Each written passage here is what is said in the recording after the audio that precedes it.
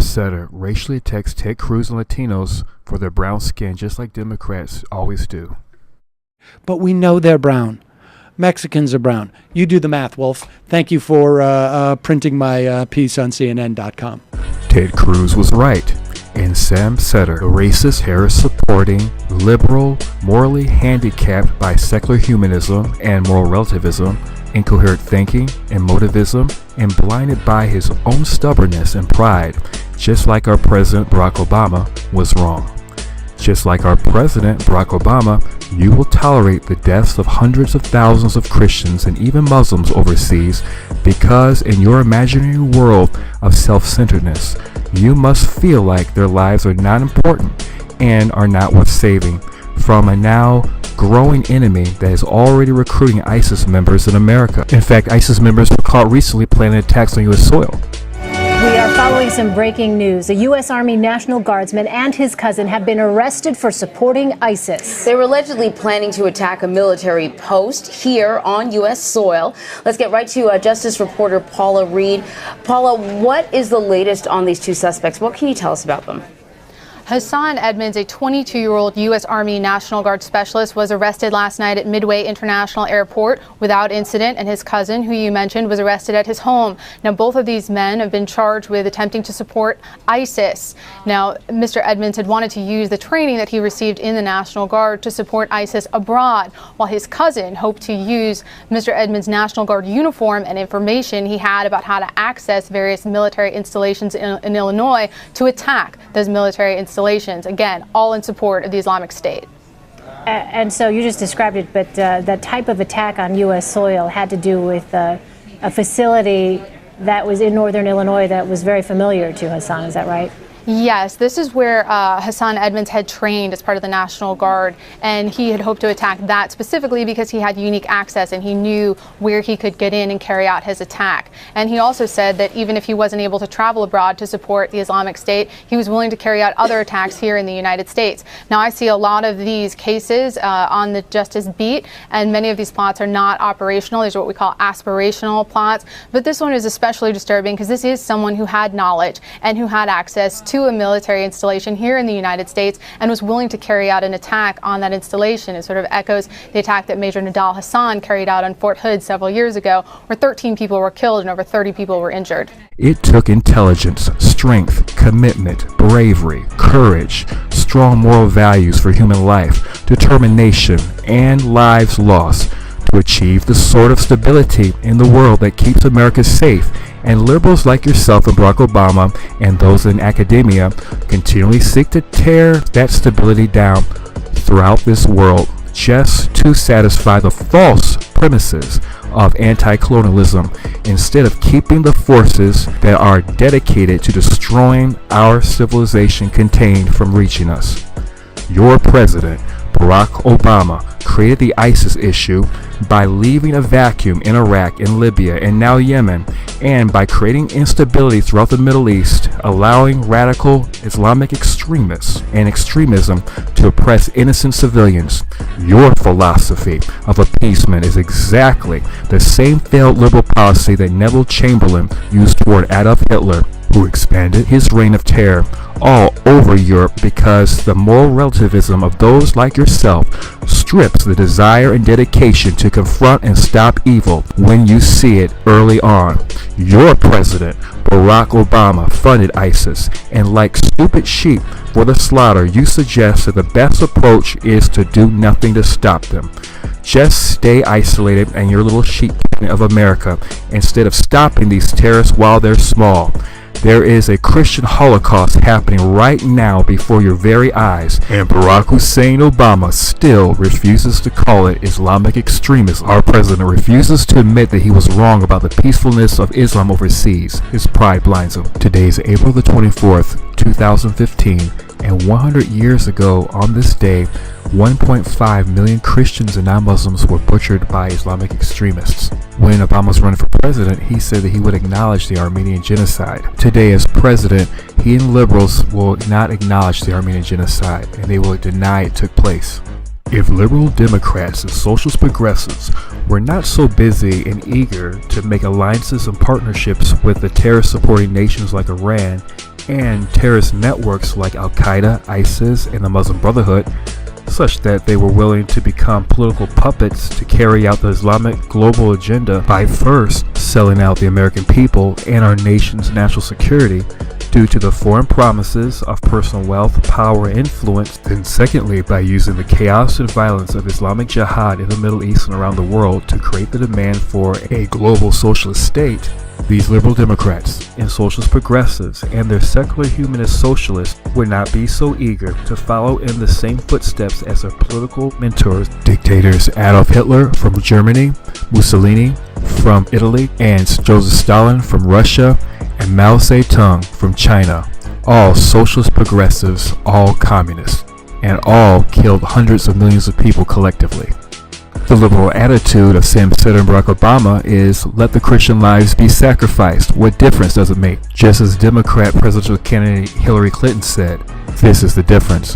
When comedians and the mainstream liberal press refuse to report the truth, the very liberal leaders that they pressured you to elect will not be held accountable for killing innocent Americans through the very Islamic extremist networks that our Democrat leaders have funded and partnered with. Your president has only and already strengthened ISIS and emboldened them by literally giving them weapons of death and mass destruction, hoping to win their trust. Liberalism truly is a mental disorder. They lack the capacity to see that their own policies help and assist all those who are trying to kill us all. The terrorist is a Democrat. Now watch as the intelligence of Ted Cruz overwhelm the incoherence of Sam Seder. Let's break this down. Here's Ted Cruz talking about ISIS. You want to expand the air attacks against ISIS in Iraq and then begin them in Syria as well, right? The objective should not be Iraq or Syria. The objective should be taking out ISIS, preventing them from attacking America. And what's been missing so far, we've had an air attack here, we've had a bomber missile there, but it has been photo op for. Okay. First off, I don't know. It's crazy. I mean,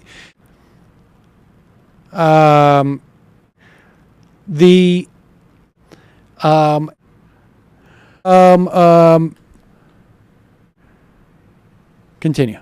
Policy. It hasn't been driven by a concrete military objective directly connected to our national security. So we should do what is necessary, using overwhelming force, to take ISIS out before they secure control and before they use the revenues they're getting control of to project force and to carry out terror here at home. Going to take control over. It's gibberish. It's debate school gibberish. Back it up just a second and you roll again. Going to take control over. Going to take control over. Going to take control over. Going to take control over. Going to take control over. Of to project force and to carry out terror here at home. Because one of the problems, if you don't have boots on the ground in Syria, you do have some good intelligence in Iraq. You know more or less where they are. Syria, the U.S. doesn't have that kind of ground intelligence. You really need some people there who could coordinate. And as a result of that lack of intelligence on the ground, these two hostages lost their lives in a U.S. drone airstrike. And due to the lack of transparency in Democrat-led presidencies, we're now just finding about their deaths, which actually occurred back in January of this year, 2015. So what in the world have we learned? That it is impossible to win a war against terrorism by making public opinion polls, deceptive leadership, and deceptive leading, fabricated political media narratives, trying to be friends, trying to appease the interests of the terrorists, and reasoning with them as more important than acknowledging the reality of their ideology and confronting it head on, and utterly destroy them from the inside out and from the outside in. The fundamental flaw of liberalism is that the liberal is more concerned about not offending the person who wants to kill them than protecting the innocent American lives from their tyranny. The fundamental failure and flaw of President Obama's college campus liberalism is that it's more concerned about defending the image, reputation, and best interest of the Islamic religion and assisting them fulfill their global Islamic Sharia law efforts Then defend American lives, supporting America's allies and the innocent from violence, protecting America's national security, and it fails to seek what's in the best interest for the American people. The presidency of Barack Obama has taught the young voter, the college-age voter, that the opinions and attitudes of college campus liberalism and critical race theory, anti-colonialism, is a catastrophic failure. Meanwhile, liberal comedians make their fans stupid by making light of reality and their incoherent thinking. Now, who in Mosul it's far more likely and obvious that there's only one way for us to get that intelligence, and that is through Iran, which has maybe Iranians or fighters, or has a relationship with Assad. I mean, they're the only ones where we would get this intelligence from. Here's Ted Cruz. Where these bombs will go. Otherwise, a lot of innocent civilians are going to be killed. What we shouldn't be doing is partnering with those who are enemies of this country. So at times, for example, the administration has suggested we might partner with Iran. Look, ISIS are radical Islamic terrorists who want to kill us. Yeah. But Khomeini and the mullahs in Iran are also radical Islamic terrorists. They don't want to coordinate. Pause it. Now, for those of you who are in maybe in elementary school, Khomeini is dead. Maybe he meant someone else in Iran, but he hasn't. Maybe he meant Khomeini. Khomeini is still alive, Simple Sam Seder. He's still alive. As of March the 23rd, 2015, we know that Mr. Khomeini is still alive, and he's still the leader of Iran. And they're still chanting, "Death to America, death to America." And our president wants to meet with them and give them the ability to get nuclear weapons. Does that sound sane to you, Mr. Simpleton Silly Sam Seder? No, it doesn't. And most Americans, it doesn't sound sane either. He just basically said, well, I'll tell you what we don't want to do. I mean, this is the functional equivalent of saying, like, we need to play some tennis, but I'll tell you what we should not do is use rackets. Even Sam Seder's reasoning is incoherent. Ted Cruz, as the majority of Americans, don't believe that we should be even negotiating nuclear weapons with Iran. Why in the world is this president and liberals like Sam Seder so interested in giving Iran nuclear weapons? Why do they continue to attack Americans like Ted Cruz who want to find solutions to protect and defend America while they give the Islamic extremists the benefit of the doubt? Probably because the terrorist is a Democrat and their ignorance is a threat to our national security. In other words, silly Sam Seder, we should not even be playing tennis with terrorists and those who want to kill us. I don't know. Shame for his mind to say, but let me fill the vacuum of what we're going to play tennis with. He doesn't even acknowledge that he's saying, well, we're not going to play tennis. I don't know. And he doesn't even have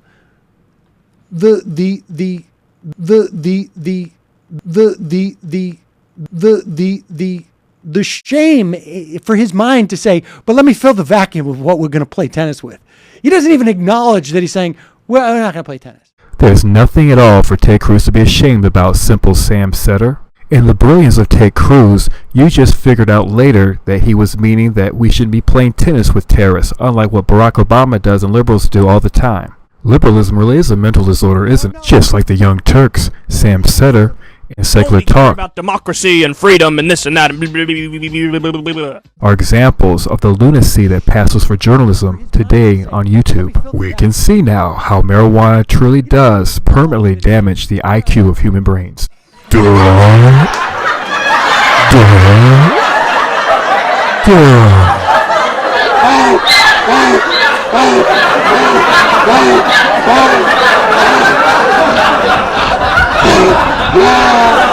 Let's continue. With Iran. Well, that is encouraging today, but it has changed. It has changed on almost a daily basis. It wasn't too many months ago when the Obama administration was arguing for arming the rebels in Syria who were fighting alongside ISIS. And in this instance, the enemy of our enemy is not necessarily our friend. some of those Free Syrian Army guys are fighting along the sides of al-Nusra, another terrorist group, exactly but right. not necessarily ISIS, because there's a real problem there. He wrote an important column on CNN.com today, and let me just read a line from it because it's provocative. As long as our border isn't secure, you write, the government is making it far too easy for terrorists to infiltrate our nation. Here's the question. Is there credible intelligence information that ISIS is trying to infiltrate the United States through the border with Mexico, shall we say? Look, there are reports. Is growing and countries like Britain are reacting, but why isn't the United States? In a statement released Friday, Jay Johnson claimed at present, the U.S. Department of Homeland Security and the FBI are unaware of any specific credible threat to the United States homeland from ISIL. Just 1 hour after this statement was released, though, Judicial Watch announced it had proof from credible sources of ISIS operating in Mexico, but the feds continue to deny that threat. Joining us to discuss is Tom Fitton, the president of Judicial Watch. Good morning, Tom. Thanks for being with us. Good morning. Thank you for having me. So on Friday, Judicial Watch issues this bulletin, and it basically says that Islamic terrorist groups are operating in Mexico. What are your sources on this? Because we're hearing something very different from the federal government. Well, we can't give up our sources for obvious reasons, but they're deadly serious about the threat. The information is there's an attack coming very soon. It's planned for the border. It may involve car bombs and other types of vehicle explosives, and that agencies, Department of Homeland Security, Defense, and Justice have been told to work their leads and to try to prevent these threats. And I just don't understand, well actually I do understand why D.C. is downplaying this. Oftentimes the agencies don't even know what they're doing, and certainly the leadership is often behind the 8 ball as opposed to the people on the front lines who are frantically trying to prevent anything bad from happening. And I can tell you, since our report's been issued, the feedback we've gotten is entirely positive, and that the guys on the front lines involved in combating this threat are pleased that someone is finally paying attention to what they're doing and the dire nature of what they're trying to prevent. Well, Tom, we did reach out to DHS, and this is the statement they gave to Fox and Friends, sticking to their story. We are aware of absolutely nothing credible to substantiate this claim. That's in response to what Judicial Watch is saying. So, but you think that there is an increased chatter ahead of 9/11, which is just around the corner. In your mind, what do Americans need to be worried about?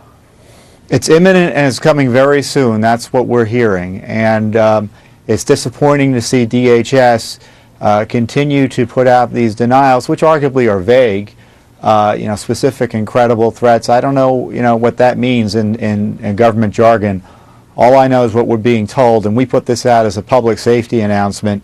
Certainly, Americans need to know about this threat. It's imminent, and government leadership needs to know about it. And anyone in government, we've talked about this since, has been all ears, and no one said you're crazy. And unfortunately, it seems to me like the bureaucracies are acting as bureaucracies have done in response to past threats that have turned out to be terrible. Let's hope and pray that the right people take the right action to preserve our security. All right, Tom Fitton from Judicial Watch giving us the other side of the story, what you won't hear from the federal government. Thank you so much for your time today.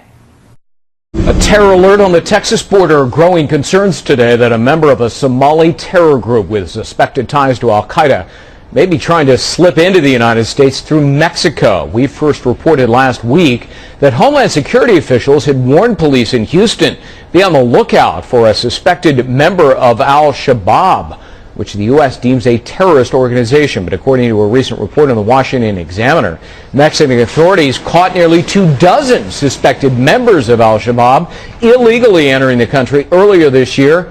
Get this, short time later, the paper reports police mistakenly released them from custody. Let them go. We're told police say they believe the suspects were plotting ways to sneak across the border. Joining me now is Sarah Carter, national security correspondent at the Washington Examiner. Sarah, what do you know about this particular individual that we have a high alert on, and the group in general? Well, Greg, his name is Mohammed Noor. He's 35 years old, and he's a Somali citizen. He's actually a member of al-Shabaab with direct ties to al-Qaeda. And U.S. intelligence, as well as Mexican intelligence officials, didn't realize that he was part of the group that they had actually sequestered in Mexico and then released in January until after they released him. 16 of the 23 that were captured in Mexico were identified, but that leaves 7 unidentified, and Mohammed Noor a direct link to al-Qaeda. And they believed that Mohammed Noor, along with 4 others, were heading towards the Texas border. So that's the last they've heard of him, and so far U.S. intelligence does not have them in their custody, according to the people that I've talked to. Do they have any idea what he's up to? Well, you know, that part is remaining sensitive. They do believe that he entered Mexico with the direct and most imminent idea of coming into the United States under some type of mission for al-Shabaab. But nobody knows if it was meant for recruitment or if he was crossing the border to go through with an attack. So right now, it's up in the air. What I do know is that U.S. intelligence is looking for him, actively looking for him. And remember, a lot of these guys enter Yemen first. And right now we're seeing 700,000 Somalis in Yemen actively being recruited by al-Qaeda, some of them with direct links to al-Shabaab even before they enter Yemen. And then once they leave Yemen, they flee to the UAE, they flee to Latin America. And so this is what we're seeing now, you know, and they're using the southern border as a means of entry into the United States. American accused of trying to aid the enemy. This New York man is now one of the first Americans facing charges of recruiting for ISIS here in the United States. This is what everyone has feared, and it seems to have come to fruition in this case. We're getting new details on how ISIS is trying to hit soft targets here in the United States. On the list, one that has been on the list before, New York City's Times Square, and that is where we find Rick Leventhal this morning. What do we know, Rick, about this potential plot? Well, Martha, the feds have been watching a particular guy for months now, and during that time he allegedly approached at least 3 different men, including 2 confidential informants, and tried to convince them to travel to Syria and join and fight with ISIS. The suspect, Mufid Elfki, a 30-year-old living in Rochester, New York, also allegedly told the informants he wanted a gun and ammo and a bulletproof vest so he could go around and start shooting, preferably members of the U.S. military who just returned from Iraq. And when Elfki bought those guns with silencers and ammo, he was busted by the Rochester Joint Terrorism Task Force. And once in custody, authorities say they found that he was also trying to recruit men to go to Syria and wage violent jihad. And that's when the terrorism charges were added. He faces up to life in prison if convicted, Martha. Are there concerns that Times Square is, again, you know, we all remember the attempted attack there, and we have seen these groups want to go back to a target they've been to before?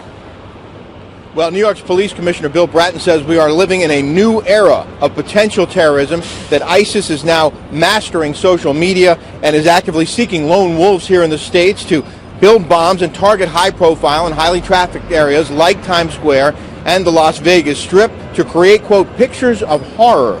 A web journalism forum called Voactive says its deep monitoring software found an online chat room claiming to be affiliated with ISIS with detailed instructions on how to make pipe bombs at home using basic materials like Christmas lights, sugar, and match heads. It's a rehash of a similar article that was posted in an online al-Qaeda magazine 4 years ago, but this new post comes with suggested locations and chatter from possible wannabes on the advantages and disadvantages of different ingredients, how to cover your tracks, and how to do the most damage. The concern, of course, is that people who are not directly connected to ISIS but are inspired by them might, in fact, go out and build some of these bombs and might try to pull off an attack here in Times Square, as others have done in the past. Martha, the commissioner calls this a very real threat.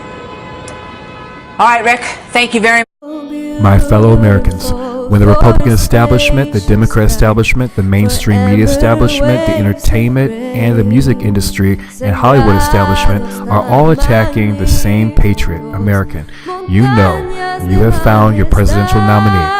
Join the revolution and take America back. For all American people, let's all get behind Ted Cruz, the first Latino president of the United States.